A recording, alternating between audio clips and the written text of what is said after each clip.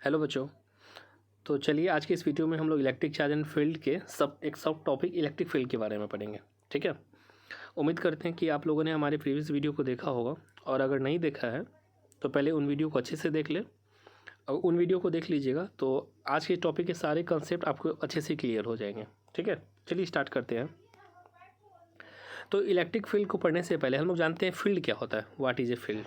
ठीक है, जैसे मान लीजिए ये अर्थ है। ठीक है, और अर्थ पे अगर हम मान लीजिए कोई बॉल अपने हाथ से छोड़ते हैं तो क्या होता है कि बॉल, अर्थ जो है बॉल को अट्रैक्ट कर लेता है।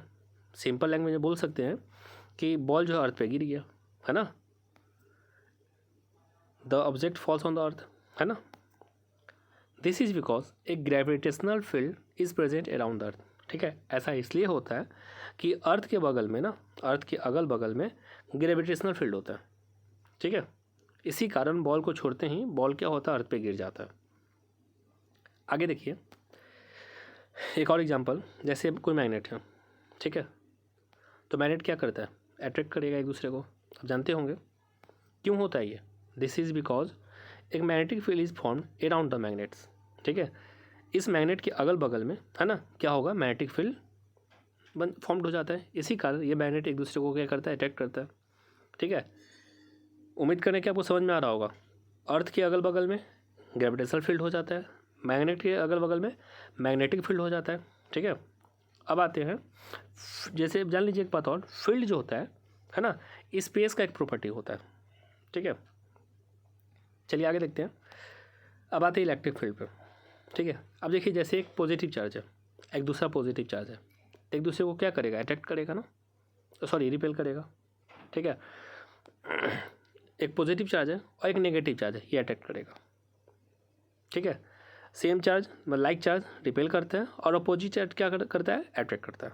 ठीक है, तो ये क्यों होता है, this is because an electric field is form around an electric charge. ठीक है, इन सारे चार्ज के अगल बगल में इलेक्ट्रिक फील्ड फॉर्म्ड हो जाता है, इसी कारण ये रिपेल करेगा या अट्रैक्ट करता है। ठीक है, अब देखिए जैसे यहाँ पे पॉजिटिव चार्ज था, पॉजिटिव चार्ज के अगल बगल में ना इलेक्ट्रिक फील्ड फॉर्म्ड हो जाता है। ठीक है, और इलेक्ट्रिक फील्ड जो होता है वो इलेक्ट्रिक फील्ड ऑफ लाइंस के फॉर्म में होता है। आप देख सकते हैं जो एरो दिख रहा है वो हमारा इलेक्ट्रिक फील्ड लाइंस है। ठीक है, इलेक्ट्रिक फील्ड लाइंस, और आप ये भी समझ सकते हैं कि इलेक्ट्रिक फील्ड जो लाइंस है वो जैसे जैसे दूर जाएगा, है ना, जैसे जैसे चार्ज से आर डिस्टेंस पे जाएंगे तो क्या होगा ना कि लाइंस, है ना, कमज़ोर पड़ता जाता है। ठीक है, तो पहले हम लोग ये जान लें कि चार्ज के अगल बगल वाले स्पेस को हम लोग क्या बोलते हैं, इलेक्ट्रिक फील्ड बोलते हैं, और ये जो एरो दिख रहा है ना हमारा इलेक्ट्रिक फील्ड लाइंस होता है। ठीक है, चलिए आगे देखते हैं।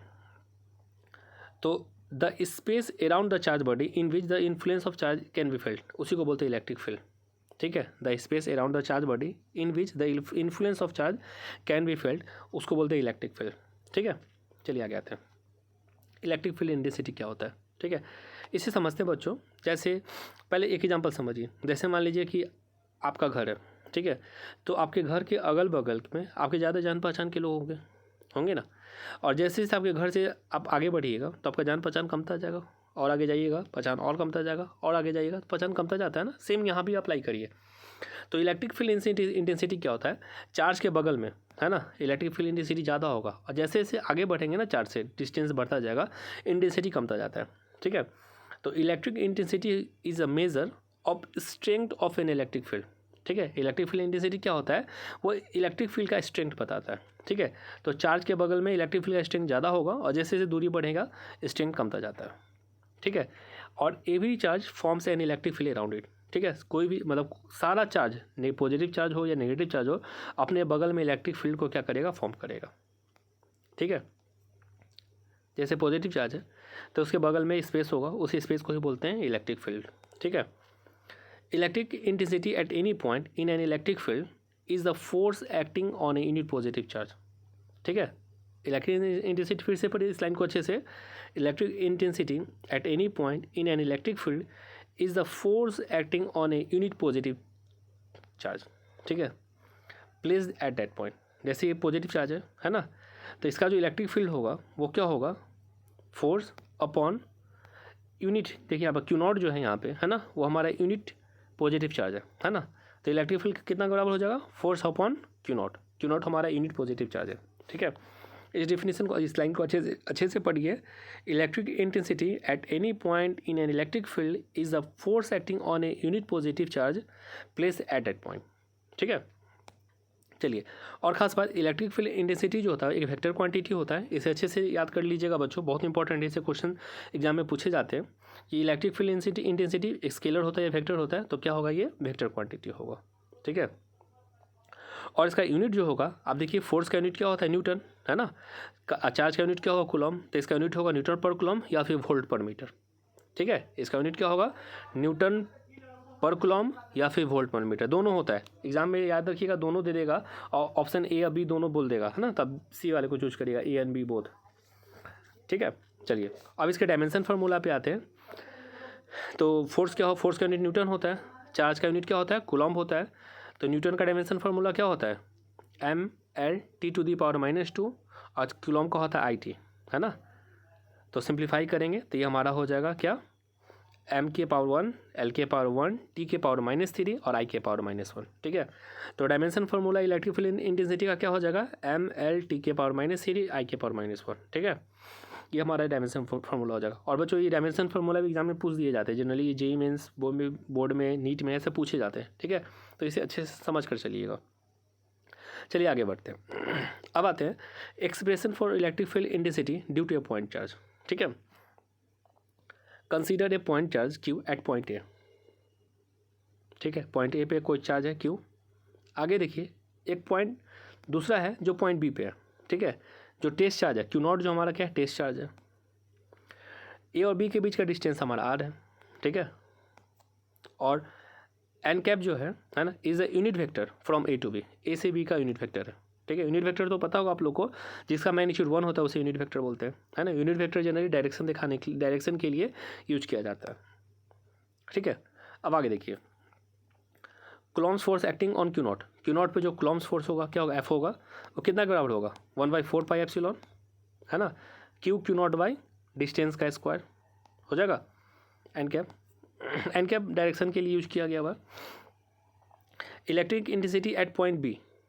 ठीक है, एट पॉइंट बी जहाँ पे Q0 टेस्ट चार्ज है ना, यूनिट टेस्ट चार्ज है, इस गिवन बाई क्या हो जाएगा, E=F/Q, F/Q, है ना।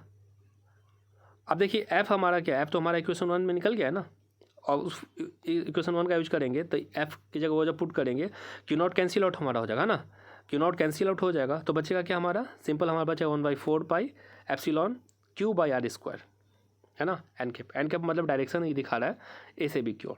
ठीक है, अब देखिए अगर मैग्नीट्यूड की बात किया जाए इलेक्ट्रिक इंटेंसिटी का, तो क्या हो जाएगा, सिंपल सा 1/4πε, है ना, Q/r²। ये हमारा मैग्नीट्यूड हो जाएगा इलेक्ट्रिक इंटेंसिटी का। उम्मीद है कि आपको समझ में आ रहा होगा बच्चों। बस अभी इसे फार्मूला याद रखिए, electric field intensity to a point charge, है ना, क्या हो जाएगा, 1/4πε Q/r²। ठीक है, तो किसी भी एक चार्ज के कारण किसी डिस्टेंस r पे जो इलेक्ट्रिक फील्ड इंटेंसिटी होगा वो हमारा क्या हो जाएगा, ये फार्मूला हो जाएगा। बहुत इंपॉर्टेंट है, इसे याद रखिएगा, इससे क्वेश्चंस पूछे ही जाते हैं। ठीक है, चलिए आगे देखते हैं। अब इन पर बेस कुछ MCQ देखते हैं।